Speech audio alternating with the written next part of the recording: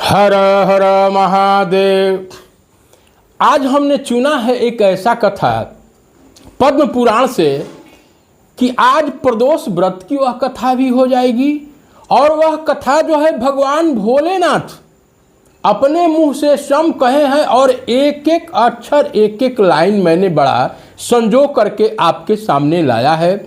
और आज सोम प्रदोष व्रत है और यह एकादशी के बाद जो द्वादशी की जो तिथि है, इस द्वादशी के दिन अगर आप उस कथा को सुनते हैं तो वह तुलसी महारानी की भी उसमें विशेषता है। और पूरे सावन भर में अगर आपने पूरे कथा को सुन लिया तो भगवान भोलेनाथ जी कहते हैं क्या कि इस तुलसी जी के महत्व को मैं सुनाने जा रहा हूँ। पद्म पुराण से भगवान बोल रहे हैं और इससे बढ़िया कथा और नहीं होगी। मैंने भी जब इस महत्व को सुना तो तुलसी जी से तो ऐसे भी प्रेम था, लेकिन सुनने के बाद मेरे हृदय में 4 गुना प्रेम बढ़ गया। और वह तुलसी साधारण तुलसी नहीं है, वह तुलसी साक्षात भक्ति देवी तुलसी महारानी है महाराज। और आज बड़ा भाग्य से यह वीडियो आपके पास आया है बहुत कम समय में और हमने सुनाने का प्रयास। आइए पहले शिव जी को स्मरण करते हुए तुलसी भगवान कह रहे हैं पद्म पुराण में मेरी नजरें कुछ पुस्तक के सामने भी जाएगी, इसलिए आप मत समझिएगा, एक एक अक्षर को ध्यान से सुनिएगा, बहुत पुण्य फल मिलने वाला है। तुलसी जी के महात्म्य को सुन लेने से जन्म मृत्यु के चक्कर से प्राणी छूट जाते हैं। ये हम नहीं, ये भोलेनाथ जी पद्म पुराण में कहते हैं जन्म और मृत्यु पर्यंत जितने भी पाप हैं सभी नष्ट हो जाते हैं। कथा प्रारंभ करने से पहले थोड़ा सा शिव जी का तो कुछ ख्याल बनता ही है। तो कर्पूर गौरम ऐसे तो मैंने बहुत से थोड़ा हृदय छूने वाला एक जो है 2 लाइन केवल सिर्फ भजन के बाद जो है हम कर रहे हैं। भगवान की बहुत बड़ी सुंदर आराधना भी हो जाएगी। और चलिए तब हम इस कथा में प्रवेश करते हैं। ओम हर हर महादेव। सरग से चलेली जब गंगा महारानी, जटवा में लिहनी उठाए, ए भोले बाबा जटावा में लिहनी उठाए।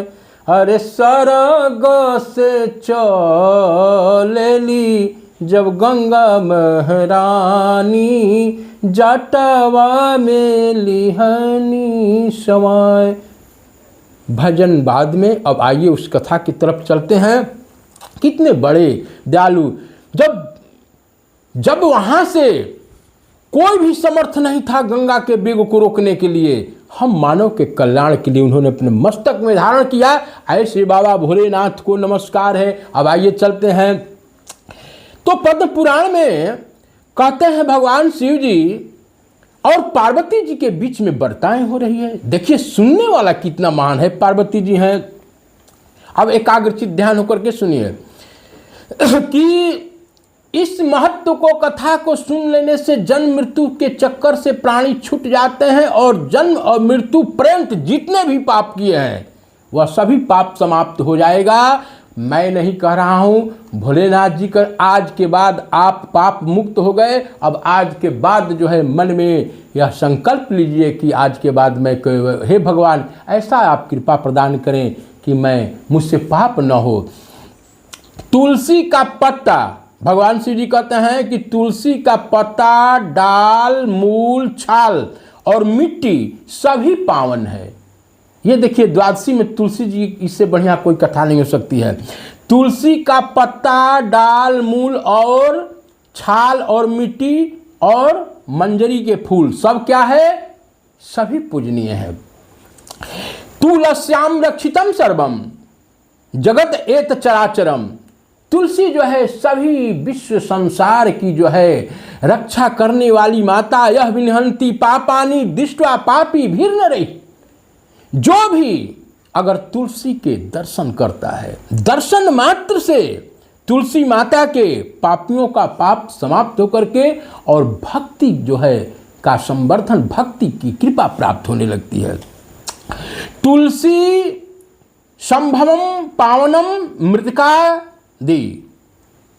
देखिए पद्म पुराण में तुलसी सर्वम संभवम पावनम मृतिकादि, जो तुलसी के काष्ठ का चंदन भगवान को अर्पित करता है और उनके श्री विग्रह को भक्ति पूर्वक लगाता है, वह श्री हरि के समीप रमण करता है। एक एक लाइन ध्यान से सुनिए, बड़ी परिश्रम से हमने इकट्ठा किया है। और यह हरि चंदन है। तुलसी के काष्ठ लकड़ी को अगर हम घिस करके भगवान ठाकुर जी को लगाते हैं तो यह हरि चंदनम है।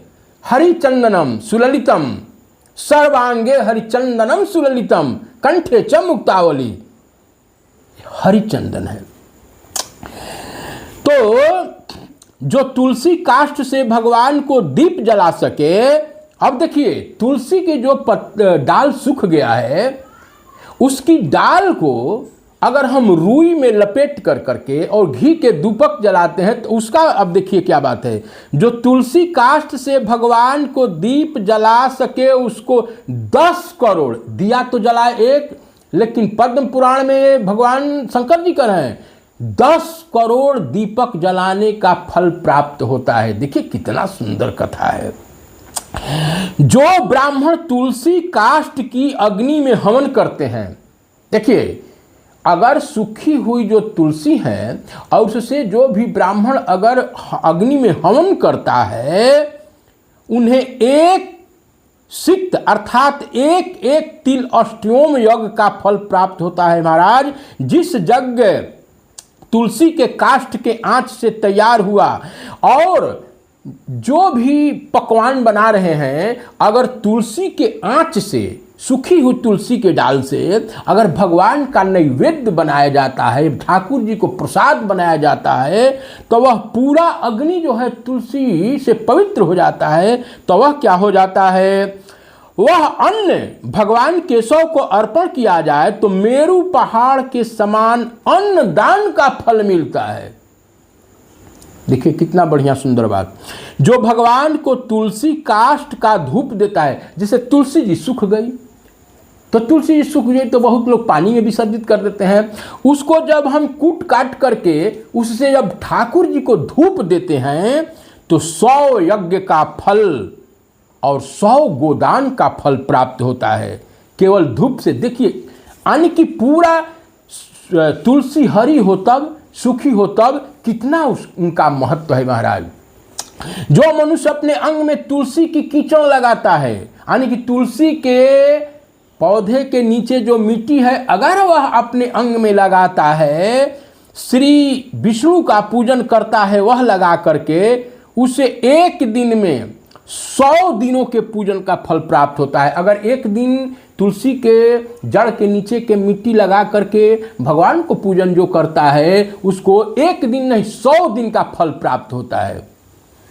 तुलसी की जड़ से मिट्टी के स्नान करने से सभी तीर्थों के पुण्य फल प्राप्त होता है। देखिए यह कोई दंत कथा नहीं है, यह पद्म पुराण में भगवान जी कह रहे हैं।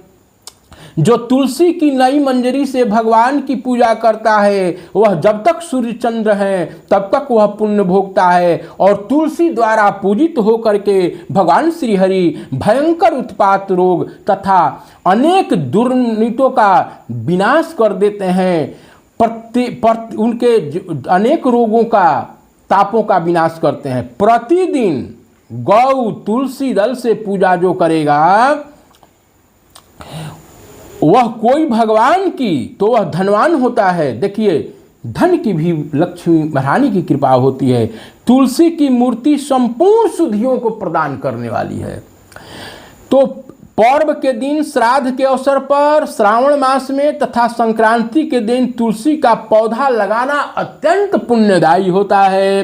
तुलसी की जड़ में ब्रह्मा, देखिए तुलसी की जड़ में ब्रह्मा जी निवास करते हैं और मध्य में जनार्दन भगवान और मंजरी में समरुद्र देव भगवान का निवास है। इसीलिए भगवान शिव पर मंजरी चढ़ती है। जिस घर गांव वन में, देखिए अब ज़्यादा मैं नहीं कहूँगा इसलिए कि इसकी महिमा बहुत काफ़ी है, लेकिन थोड़े थोड़े में मैंने संक्षिप्त में सुनाया है।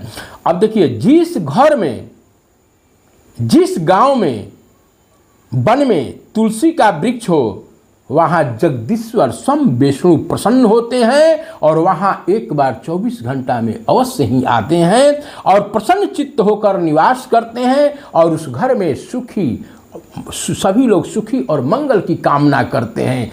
इस वीडियो को इतना लाइक और सब्सक्राइब कीजिए कि यह पूरे जो है हिंदुस्तान ही नहीं देश ने विदेश में इसकी चर्चा। और मैं ज़्यादा तो नहीं कहूँगा, अगर आप में थोड़ी सी भी भक्ति होगी तो इसको सुनने के बाद में तुलसी के पौधा को पौधा नहीं अपनी माता समझ करके जो सर्व सिद्धियों को प्रदान करने वाली है, प्रेम तो बढ़ ही जाएगा।